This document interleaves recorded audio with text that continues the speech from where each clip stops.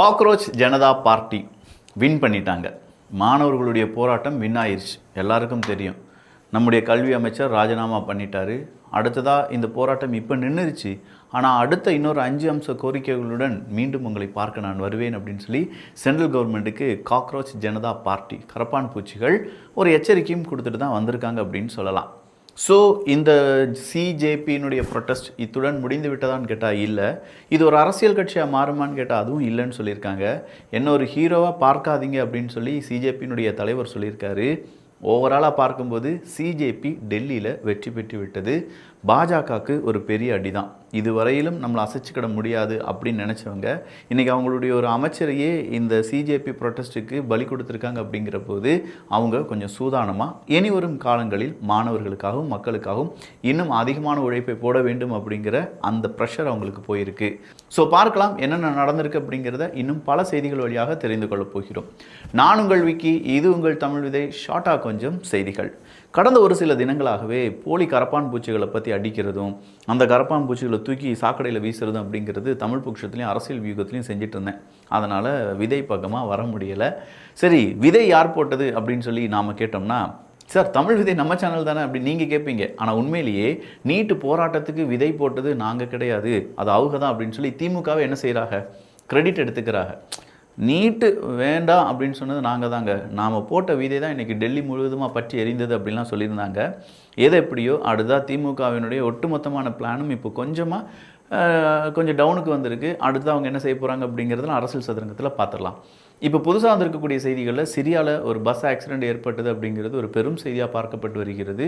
கிட்டத்தட்ட 35க்கும் அதிகமான நபர்கள் உயிரிழந்து விட்டார்கள் என்கிற தகவல் சோகமான தகவலாக வெளிவந்த வண்ணம் இருக்கிறது. அடுத்ததாக இந்த மங்கி பஞ்ச் அப்படிங்கிற ஒரு மங்கியை பற்றி பார்த்துருக்கீங்களா? ஒரு பொம்மையுடன் அலைந்த அந்த பஞ்ச் அப்படிங்கிற ஒரு மங்கி ஜப்பான் ஜூவில் இருந்துச்சு. அதனுடைய முதல் பர்த்டே அப்படிங்கிறத உலகம் முழுவதும் இருந்து அந்த குரங்குக்கு நிறைய பேர் விஷ் பண்ணியிருக்காங்க அப்படிங்கிற ஒரு தகவல் வெளியானது.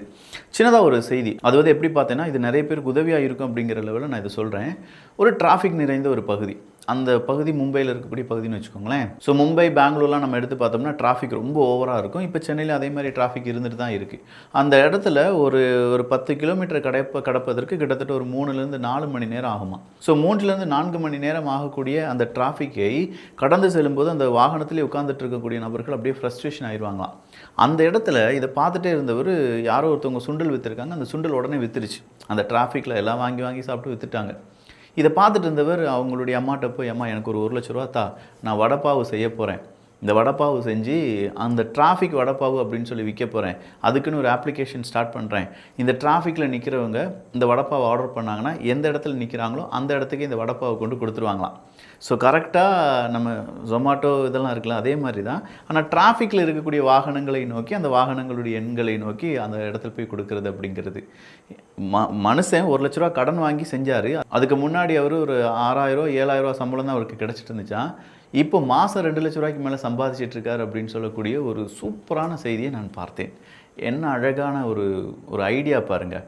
அப்போ நிறைய பேர் என்ன சொல்கிறாங்கன்னா, ஒரு ஒரு பெரிய மீட்டிங் ஹாலில் உட்காந்துக்கிட்டு நிறைய போர்ட் மெம்பர்ஸ் உட்காந்துட்டு அந்த ஐடியாலாம் ஒர்க் அவுட் ஆகாதுங்க. ரியல் லைஃப்பில் என்ன மாதிரியான காம்ப்ளிகேஷன் இருக்குது, அந்த காம்ப்ளிகேஷனை தீர்ப்பதற்கு என்ன சொல்யூஷன் இருக்குது, இதுதான் ஐடியாவாக மாற வேண்டும். அப்படி ஒரு ஐடியா தான் இது அப்படின்னு சொல்லியிருக்காங்க. இதே மாதிரி உங்கள் மனசுலையும் நிறைய ஐடியா இருந்துச்சுன்னா கண்டிப்பாக அது உங்களுக்கும் நம்முடைய நாட்டுக்கும் பெரும் தேவையாக இருக்கும். ஐடியாவை வேஸ்ட் பண்ணிடாதீங்க மக்கா. அடுத்ததாக வந்திருக்கக்கூடிய செய்தி ஐஆர்ஜிசிக்கு எதிராக அட்டாக் அப்படிங்கிறது தான். தொடர்ச்சியாக 13வது தினமாக அமெரிக்கா ஈரானுக்கு எதிரான தாக்குதலை நடத்திக்கிட்டே இருக்காங்க. ஈரான் அமெரிக்காவினுடைய யுத்தம் அப்படிங்கிறது கிட்டத்தட்ட 5 மாதம் ஆயிடுச்சு. 5வது மாதத்தை தொட்டிருக்கிறது அப்படின்னு சொல்கிறாங்க. இந்த 5வது மாதத்தில் கடந்த 13 தினங்களாக நேரடி யுத்தம் அப்படிங்கிறது அமெரிக்காவுக்கும் ஈரானுக்கும் நடந்துக்கிட்டே இருக்குது. இதனால் டொனால்டு ட்ரம்ப் அவர்கள் ரொம்ப பெரிய அளவில் ஃப்ரஸ்ட்ரேஷனாக இருக்கார் அப்படிங்கிற தகவலும் வெளியாகி இருக்கிறது. சரிப்பா, ஏதோ சீஸ்ஃபயர்லாம் சொல்லிட்டு இருந்தாங்க பாகிஸ்தான் அப்படின்லாம் சொன்ன செய்தி எல்லாமே இப்போ ரொம்ப பெரிய அளவில் ரொம்ப சாந்தமாக இருக்கிறது அப்படின்னு சொல்லலாம். இதுக்கு நடுவில் ஈராக்கினுடைய பெயர் அடிபடிச்சு பார்த்துக்கோங்க. ஈராக்கா, நான் என்னடா செஞ்சுட்டு இருந்தேன், நான் பாட்டுக்கு ஒரு ஓரமாக தானப்பா இருக்கேன் அப்படின்னு சொல்லி ஈராக்கினுடைய மைண்ட் வாய்ஸ் இருந்தாலும் இருந்தாலும் நீ தானப்பா மீடியேட்டராக இருக்கியாமே, அமெரிக்காவுக்கும் ஈரானுக்கும் நடக்கக்கூடிய மீடியேட்டர் வேலையை நீ தான் செஞ்சுட்டு இருக்கியாமேன்னு சொல்லி கொஞ்சம் பேர் கேட்க, ஈராக் சொல்கிறாங்க இல்லை அப்படி ஒரு ரிப்போர்ட் வெளிவந்ததெல்லாம் தவறு, அது போலியான தகவல், நான் அந்த மாதிரி எந்த விஷயத்தையும் ஈடுபடவில்லை, அதாவது யாரு கூடயுமே நான் என்ன செய்யலை, மீடியேட்டர் லெவலில் பேசலை, ஈரான் அமெரிக்கா பிரச்சனை யாரோ பேச்சுவார்த்தை நடத்திட்டு இருக்காங்க, அதுக்கும் எனக்கு சம்மந்தம் இல்லை அப்படின்னு சொல்லியிருக்காங்க ஈராக். குவைத்தில் இருக்கக்கூடிய அமெரிக்காவினுடைய பேசஸ்க்கு எதிராக நாங்கள் தாக்குதலை நடத்தி முடித்து விட்டோம் அப்படிங்கிற தகவலை இன்னைக்கு ஈரான் கொடுத்திருக்கிறார்கள். அமெரிக்கா அதை மறுத்திருக்கிறது. எஸ் வந்துச்சு, ஆனால் சின்னதாக அதில் ஒரு பாதிப்பு மட்டும்தான் வந்துச்சே தவிர எங்களுக்கு பெரிய பாதிப்பு எதுவும் இல்லை அப்படின்னு சொல்லி அமெரிக்கா சொல்லியிருக்காங்க. அடுத்ததாக அமெரிக்கா நாட் அ பார்ட்டி. தென்சீன கடலை பொறுத்த வரைக்கும் அமெரிக்கா ஒரு ஆளே கிடையாது. ஆனால் அமெரிக்கா எப்படி எங்கள் தென்சீன கடலில் அவங்களுடைய ஆதிக்கத்தை செலுத்தலாம், பிலிப்பைன்ஸ் நாட்டு கூட டொனால்டு ட்ரம்ப் அவர்கள் பேசியிருந்தார் பார்த்துக்கோங்க. அதனால் டொனால்டு ட்ரம்ப் அவர்கள் மட்டும் கிடையாது, அமெரிக்காவினுடைய முக்கியமான உறுப்பினர்கள் எல்லாருமே பிலிப்பைன்ஸ் நாடு கூட பேசிட்டு தான் இருக்காங்க. பிலிப்பைன்ஸ் அப்படின்னு சொல்லும்போது பிலிப்பைன்ஸுக்கும் சீனாவுக்கும் இடையே தென்சீன கடலில் சண்டை இருக்குது, சச்சரவு இருக்குது, பஞ்சாயத்து இருக்குது. அப்போ இந்த பஞ்சாயத்தை சீக்கிரமாக முடிச்சிருங்கப்பா அப்படின்னு சொல்லி அமெரிக்கா ஒரு வார்த்தையை விட்டுருப்பாங்க போல். அது எப்படி தென்சீன கடலில் இருக்கக்கூடிய பிரச்சனையை நீ சீக்கிரமாக முடிச்சிருன்னு சொல்லலாம், உனக்கும் தென்சீன கடலுக்கும் என்னப்பா சம்பந்தம் இருக்குது அப்படின்னு சொல்லி அமெரிக்காவை பார்த்து கேள்விகளாக கேட்டிருக்கிறார்கள் நம்ம சீனா. அடுத்ததா அமெரிக்காவினுடைய பேசஸ் இதெல்லாம் இருக்கக்கூடிய பகுதிகளில் மக்கள் யாராவது வாழ்ந்துட்டு இருக்கீங்கன்னா ஒரு 500 மீட்டர் கிட்டத்தட்ட 1/2 கிலோமீட்டர் தள்ளி வாழ்ந்துக்கோங்க, உங்களுடைய உயிருக்கு உத்தரவாதம் கிடையாது. இதே வார்த்தையை ஒரு 2-3 வருஷத்துக்கு முன்னாடி நான் பேசியிருக்கேன். இதே செய்தியை ஈரான் சொல்லியிருக்காங்க, நான் மறுபடியும் ரிப்பீட் பண்ணுறேன். பட் ஈரான் மறுபடியும் அந்த செய்தியை சொல்லியிருக்காங்க. அமெரிக்காவினுடைய ட்ரூப் சைட்ஸ் எங்கெல்லாம் இருக்கோ அந்த சைட்லேருந்து ஒரு 500 மீட்டர் தொலைவிலே உங்களுடைய வேலை, உங்களுடைய வீடுகள் இருக்கும்படி பார்த்து கொள்ளுங்கள் அப்படிங்கிறது ஈரானுடைய எச்சரிக்கை. ஐரோப்பிய ஒன்றியம் டிக்டாக்கு எதிராக அடுத்த ஒரு சாட்டை சொல்லிட்டு ஆரம்பிக்கிறது. சின்னதாக ஒரு விதிமீறலை ஏற்படுத்தி இருக்கிறது டிக்டாக். அதுவும் குறிப்பாக மைனர்ஸ் இருப்பாங்கல்ல, அந்த மைனர்ஸை அப்படியே அட்டாக் பண்ணுற விதமாக இல்லாட்டி அவங்களை கவரும் விதமாக அந்த சட்டத்தை வளைத்து ஒடித்திருக்கிறது டிக்டாக் அப்படின்னு சொல்லியிருக்காங்க. பல லட்சம் அமெரிக்க டாலர் இனி இழப்பீடை யார் கொடுக்க வேண்டியதாக இருக்கும், டிக்டாக் நிறுவனம் ஐரோப்பிய ஒன்றிய நாடுகளுக்கு கொடுக்க வேண்டியதாக இருக்கலாம். யூரோ ஃபைட்டர் ட்ரைனிங்காக துருக்கியினுடைய விமானிகள் நேரடியாக யூகேக்கு பறந்து சென்றிருக்கிறார்கள் என்கிற தகவலை 2 நாடுகளும் ரொம்ப பெருமையாக பேசியிருக்காங்க. ஸோ யூரோ ஃபைட்டர் இந்த ட்ரைனிங் அப்படிங்கிறது இப்போ துருக்கிக்கு ரொம்ப முக்கியமான விஷயம். அது மட்டும் இல்லாமல் துருக்கி நேட்டோ நாடுகள் வழியாக இல்லாட்டி நேட்டோவின் வழியாக அவங்களுக்கு சில டிஃபென்ஸ் சம்பந்தமான ஒப்பந்தங்கள் கிடைக்கும் அப்படின்னு நினச்சிட்டு இருக்காங்க. அது நடக்குமாங்கிறத பொறுத்திருந்து பார்க்கலாம். செலன்ஸ்கி அவர்கள் ட்ரம்பினுடைய முக்கியமான உறுப்பினர்களுடனும் எங்களுடைய பேச்சுவார்த்தை இருக்கும் அப்படின்னு சொல்லக்கூடிய நம்பிக்கையை தெரிவித்திருக்கிறார். ஸோ பேச்சுவார்த்தை நடக்க போகுது, அதுவும் ட்ரம்ப் அவர்களும் செலன்ஸ்கி அவர்களும் அப்படின்னு சொல்லும்போது என்ன விஷயங்கள் நடந்தால் என்ன அப்படிங்கிற லெவலில் இப்போ புட்டின் அவர்கள் இருந்து கொண்டிருக்கிறார். ஏன்னா இன்னைக்கு ரஷ்யாவினுடைய சென்ட்ரல் பேங்க் அவங்களுடைய ஜிடிபி எவ்வளோ உயரப்போகிறது அப்படின்னு பார்த்து அதுக்கு 0% கொடுத்துருக்காங்க. உயர்வே இல்லைப்பா, ஆக்சுவலாக நெகட்டிவில் தான் போயிட்டுருக்கு. அதை நெகட்டிவாக சொன்னால் ரஷ்யாவினுடைய பொருளாதாரம் பாதிக்கும் அப்படிங்கிறதுனால அவங்களுடைய ஜிடிபி, அவங்களுடைய அடுத்த கட்ட வளர்ச்சி அப்படிங்கிறது 0% மாற்றப்பட்டிருக்கிறது. ஈரானை பொறுத்த வரைக்கும் மோஸ்ட் சீரியஸை டாக்குக்கு இப்போ பேசுகிறதுக்கெலாம் வந்துட்டு தான் இருக்காங்க, ஆனால் பிஹேவியர் சரியில்லைப்பா அப்படின்னு சொல்லி மறுபடியும் குற்றச்சாட்டை சொல்ல ஆரம்பித்திருக்கிறார் ட்ரம்ப் அவர்கள். அடுத்ததாக இனப்படுகொலை அப்படிங்கிறது தான்.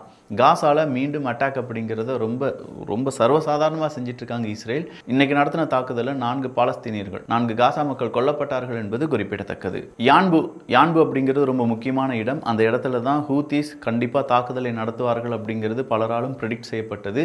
இந்த சவுதி அரேபியா ஹூத்திஸ் என்னப்பா பஞ்சாயத்து அப்படின்னு சொல்லி நீங்கள் தமிழ் பட்சத்தில் போய் தேடி பார்த்தீங்கன்னா ஒரு 3 நாளைக்கு முன்னாடி வீடியோ பதிவு பண்ணியிருப்பேன்.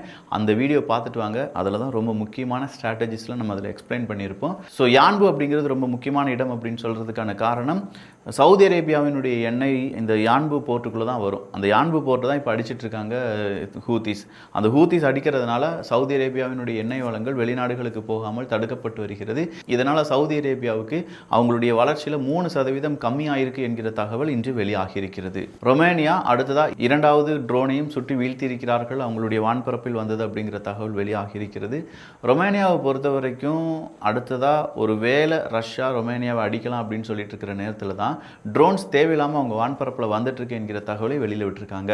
கிட்டத்தட்ட 1,70,000க்கும் அதிகமான நபர்கள் காட்டுத்தீ காரணமாக எவோகேட் செய்யப்பட்டிருக்கிறார்கள். பிரான்சில் ஏற்பட்ட இந்த காட்டுத்தீ தான் இந்த வெளியேற்றத்திற்கான காரணம். கிட்டத்தட்ட 74,000 ஏக்கர் காடுகள் அப்படிங்கிறது இந்த காட்டுத்தீயால் அழிந்து வருகிறது என்பதும் குறிப்பிடத்தக்கது. 60 ட்ரேடு பார்ட்னர்ஸுக்கு அமெரிக்கா இப்போ புதுசாக டாரிஃப் அப்படிங்கிறது அறிமுகம் செஞ்சுருக்காங்க. 10லிருந்து 12.5% வரை இந்த டாக்ஸ் அப்படிங்கிறது எக்ஸ்ட்ராவாக நீங்கள் தர வேண்டும் அப்படின்னு சொல்லி அமெரிக்கா கூறியிருக்கிறார்கள். சொல்வார்கள். காரணம் என்ன அப்படின்னு சொல்லி பார்த்தா, நீங்கள் ஃபோர்ஸ்ட் லேபர் செய்கிறீங்க, வேலையை கடினமாக கட்டாயப்படுத்தி நீங்கள் வேலை வாங்குறீங்க அப்படின்னு சொல்லி ரிப்போர்ட் கிடச்சிருக்கு. அந்த ரிப்போர்ட்டின் அடிப்படையில் தான் இந்த மாற்றங்கள், இந்த டாரிஃபை நாங்கள் விதித்திருக்கிறோம் அப்படின்னு சொல்லி அமெரிக்கா சொல்லியிருக்காங்க. ஸோ ஓவராலாக நிறைய செய்திகள் பார்த்துருக்கோம். இந்த செய்திகளை பற்றி உங்களுடைய கருத்துக்கள் இங்கே வரவேற்கப்படுகின்றன. எல்லோரும் தமிழ் விதையில் இணைந்திருங்கள். கிட்ஸ் பெஸ்டியில் நாளையிலிருந்து ஆடி சேல் அப்படிங்கிறத ஆரம்பிக்க போகிறோம். இவ்வளோ நாள் நீங்கள் என்னெல்லாம் பொருட்கள் வாங்கணுமோ, கம்மி விலைக்கு வாங்க முடியுமோ அதெல்லாம் வாங்கலாம். வர திங்கட்கிழமையிலேருந்து ஆடி சேல் அப்படிங்கிறது ரொம்ப பெரிய அளவில் இருக்க போகுது. யார் யாருக்கு வேணுங்கிறத அப்படியே லிஸ்ட் போட்டு வச்சுக்கோங்க. சேல் வரும், 1 மணி நேரத்தில் முடிஞ்சிடும். அதனால் அப்பப்போ வாங்கி வச்சுக்கோங்க. நல்லதை பகிர்ந்து நல்ல சமுதாயத்தை உருவாக்குவோம். நன்றி, வணக்கம்.